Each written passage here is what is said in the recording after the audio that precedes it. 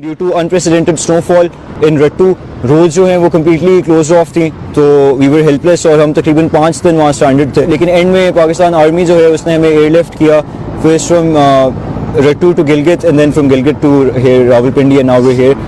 ہم نے ایکسپیکٹ بھی نہیں کیا تھا کہ آج صبح جب ہم اٹھیں گے تو ہیلی کاپٹر ہمیں شام تک پنڈی تک پہنچا دے گا, جو کہ ایکسپیکٹڈ تھا ہم 2 دن بعد تک پہنچیں گے. تو I am really thankful to the Pakistan army for facilitating us, and our families are really thankful to them as well. ہم بہت ایکسٹریم ٹیمپریچرز میں بہت سردی میں وہاں پہ رہ رہے تھے.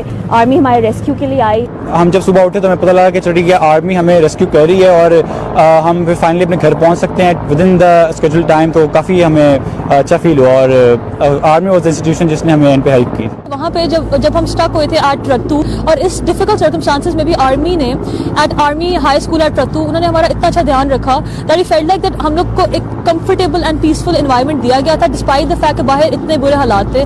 And we just want to thank army for not just rescuing us but also for being there when we needed help and when we needed peace and safety while we were away from our home.